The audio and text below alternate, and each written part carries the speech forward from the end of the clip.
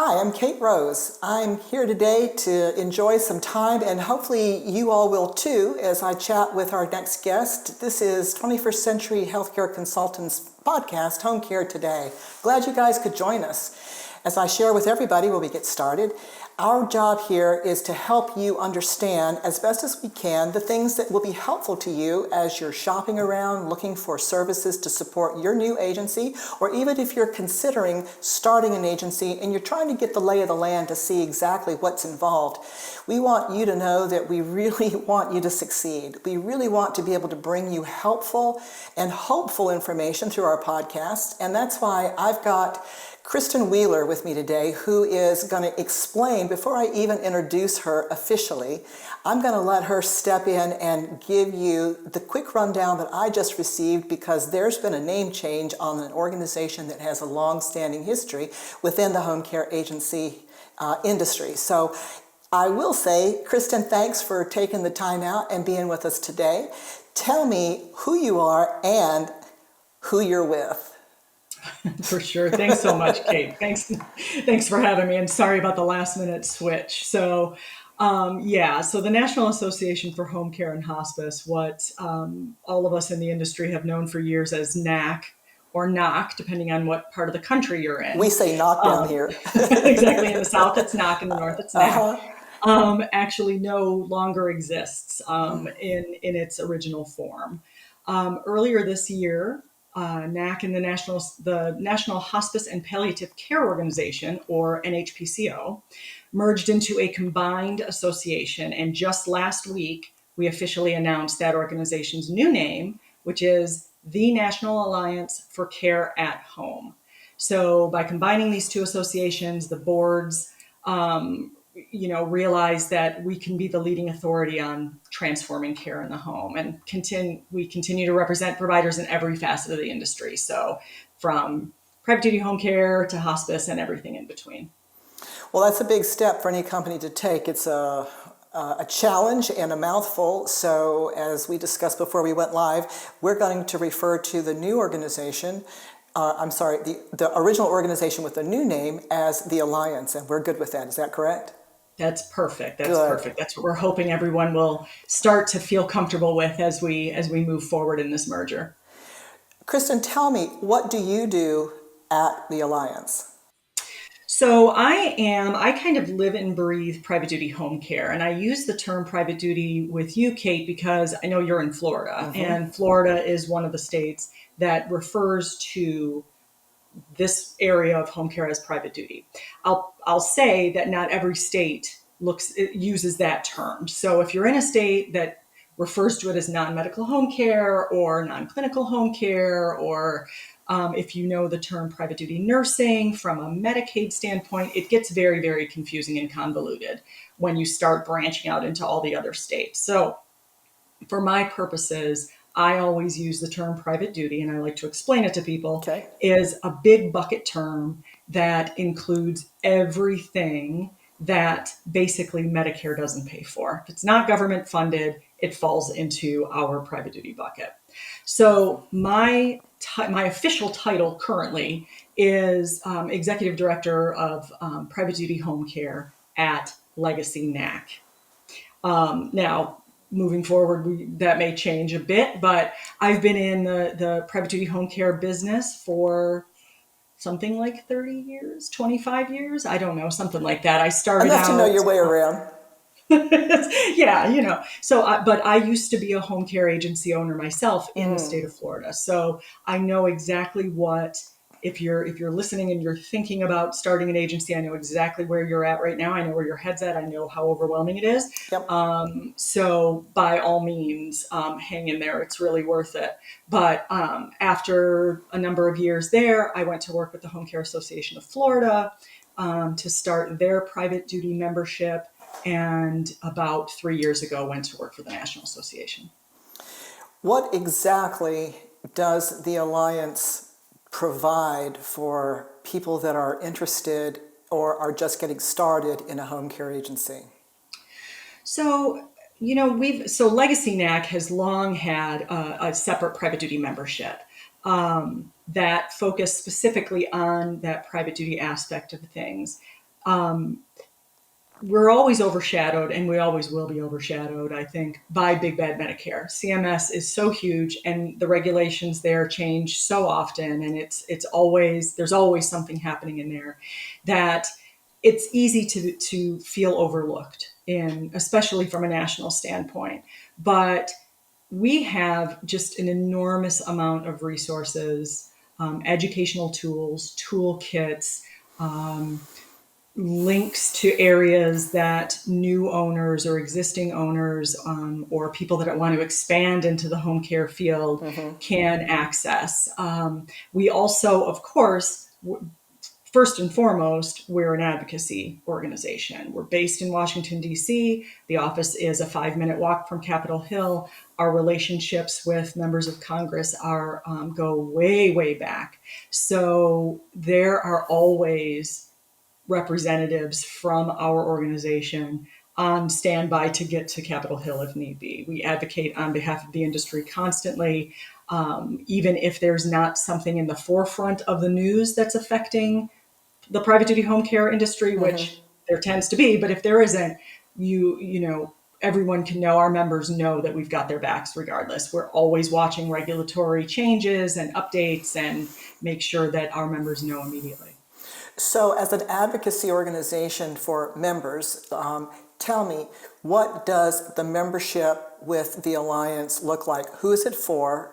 Who has access to the resources that you all have a long-standing history with, being not just association with the Capitol and the lobbying and legislation and what have you, but for all of the benefits that your organization offers? Who do they offer it to, and how does someone become a partaker of what you have? So membership within the Alliance is by organization, right? So it's actually the agency that is the member, but then all of the staff related to that agency, and I mean everybody, it's not just the administrator or the scheduler or the clinical director that has access. Everybody that's part of that organization can have individual login benefits and can access all of those benefits of membership. And what are the benefits of membership? What are they? So, like I said, all in a nutshell. those resources that we talked about.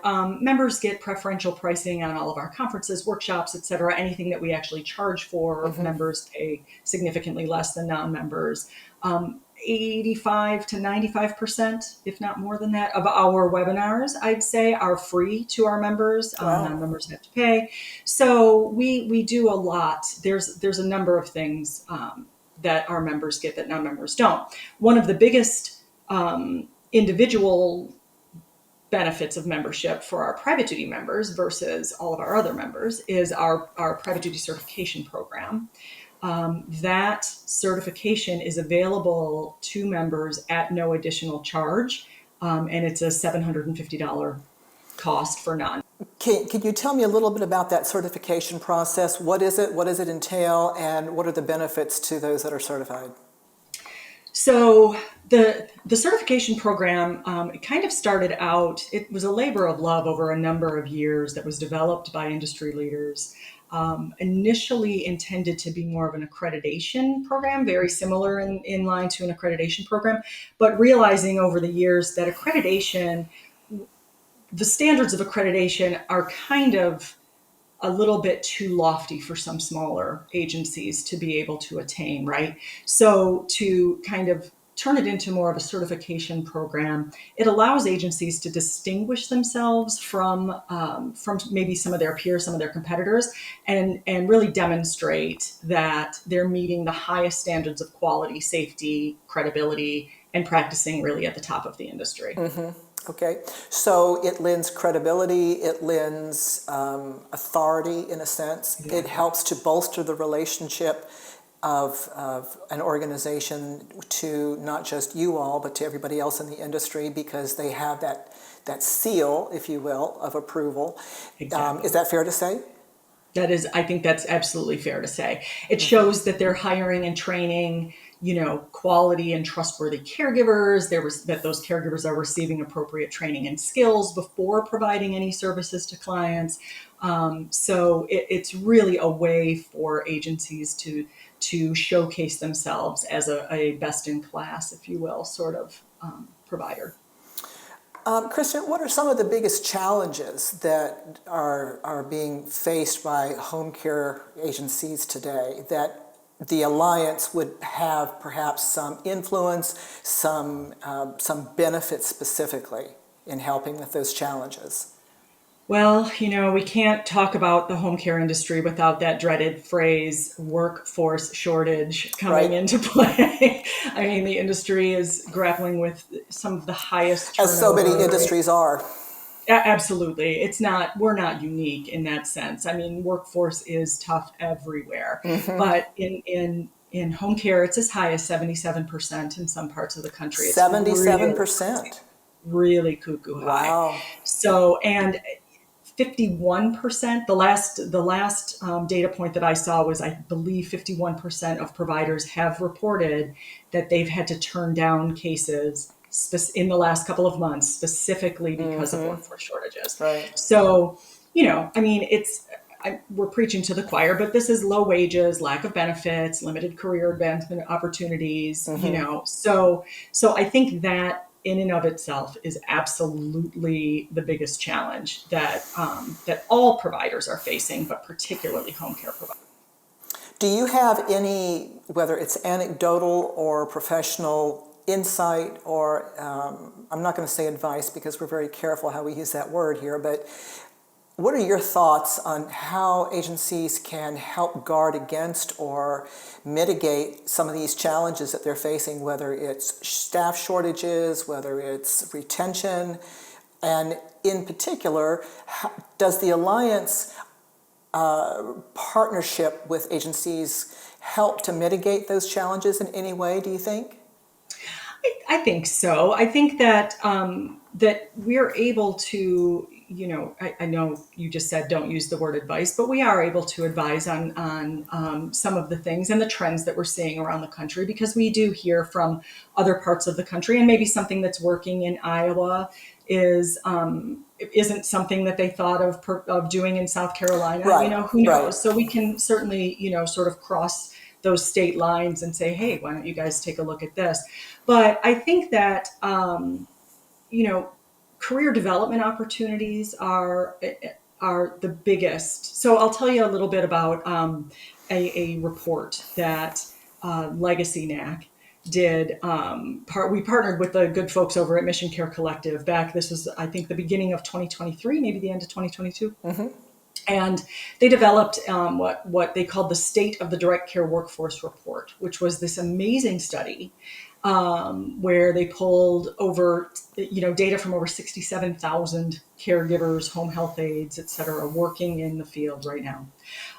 The study showed that it actually discovered, I should say, that there are 7 distinctly different personas that are working in the care industry.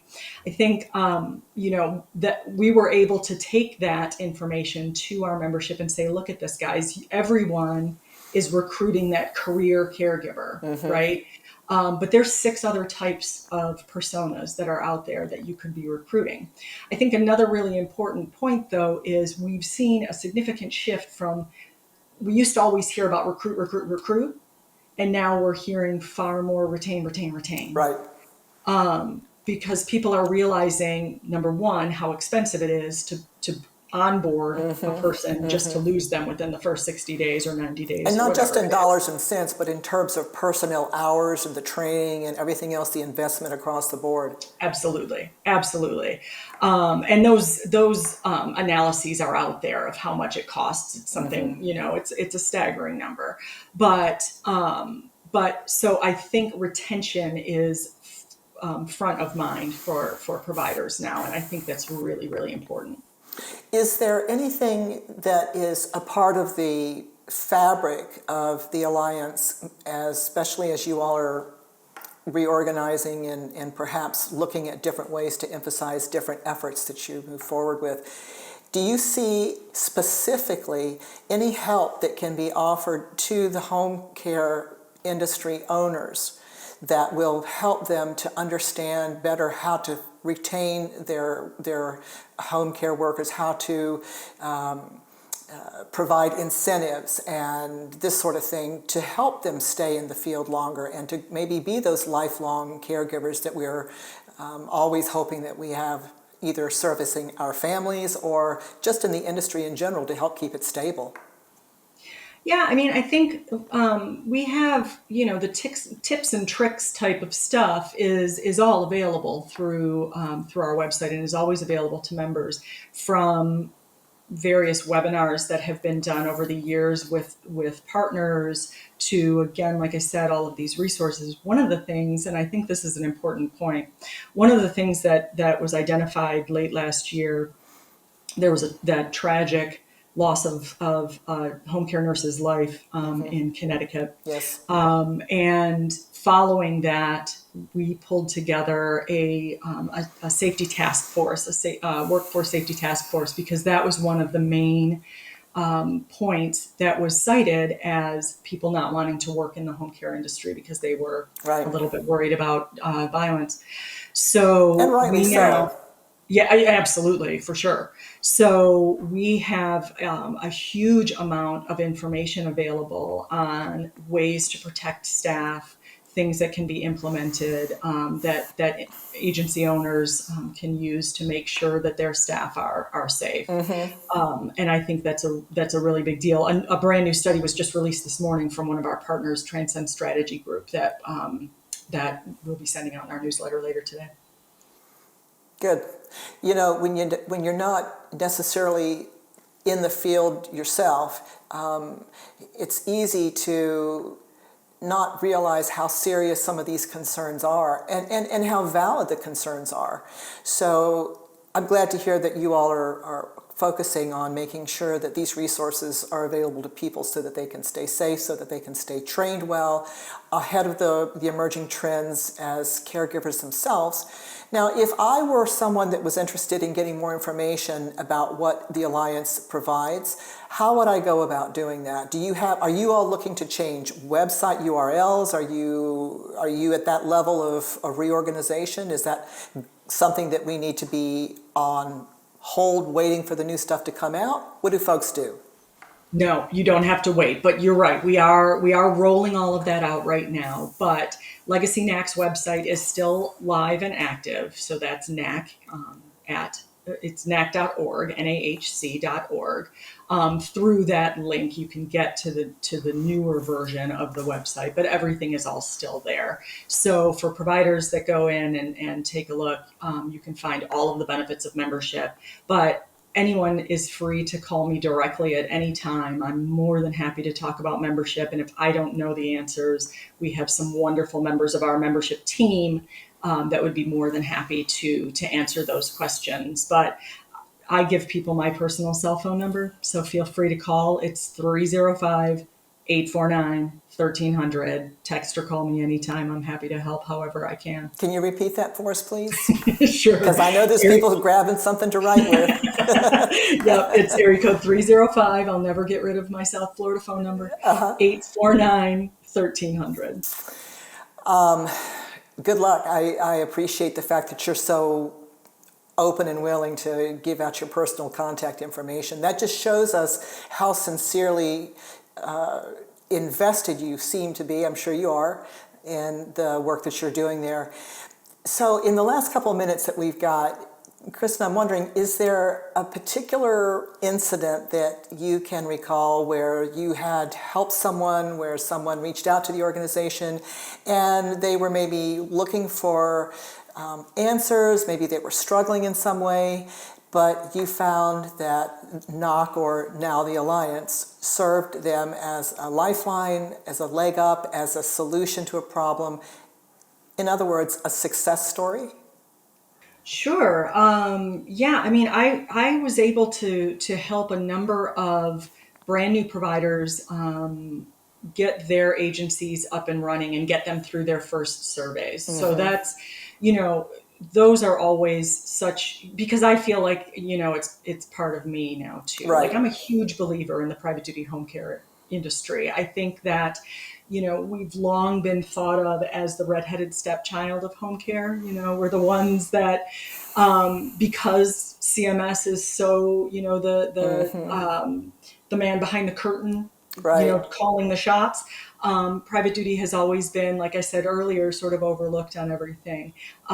We like to say that we aim to change that image from redheaded stepchild to golden child. Nice. So I think that, whenever anything is lacking in any other parts of the home care industry, like home health isn't able to provide any more than what's on the plan of care, right? So private duty can come in there and fill in those gaps. Same with end of life care. Private Right. duty can come in and fill those gaps. So I think that it's a really exciting time to be part of the industry. I know I'm not really answering your question other than just those little snippets of like helping to get opened. But if I can help someone realize their dream of being a home care industry professional or owner, our mentorship program is really fabulous. We see success stories in that all of the time. So, but that's what I'm here for. I was able to do it. I was able to live that sort of dream side of the industry for a long time, and now I can kind of be on the other side, helping others do the same. Well, that enables you to bring not only the experience, but also empathy into your conversations with people that are interested in the Alliance. There are some things I think that can be off-putting, downright scary at times for people that are starting new adventures, and that is you feel like you're going it alone sometimes. And to be able to have a community of people who are not just knowledgeable in terms of facts, but also understand the dynamic of what it means to sacrifice financially, to go out on a limb, to put your hopes and your dreams and your eggs in this one basket with really nothing but at the beginning kind of a hope and a prayer.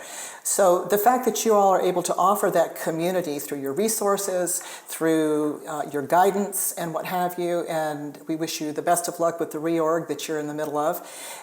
But that said, clearly NAHC, as it moves forward in its new version, has been that team member for those folks just starting out and those folks that are already in the field who are looking for ongoing support and resources to help them continue with their success. So I appreciate so much your time, and I'm really excited for everything that you guys have got going on with the new organization structure and what have you. Good luck with that. It's always a challenge, but that just means that new and exciting things are on the horizon for anybody who's interested in reaching out to your organization. We'll make sure that we provide those contact numbers and the link below, and thank you for taking the time out, and I hope that you are in good stead to get ready for the winter in Michigan after your 20 years in South Florida. I think your blood's going to have to thicken up just a little bit. So anyway, but Kristen, thanks again so much. We appreciate your time. Kate, thank you so much for having me. It was really fun. Alrighty, and thank you all for joining us. I hope that this has been helpful. Be sure to check back for other podcasts that we're going to be offering. We have some great things already in the archives. If there's anything in particular that we can do for you as far as bringing you information that would be helpful, please don't hesitate to let us know. I'm Kate Rose. This has been Home Care Today. Take care.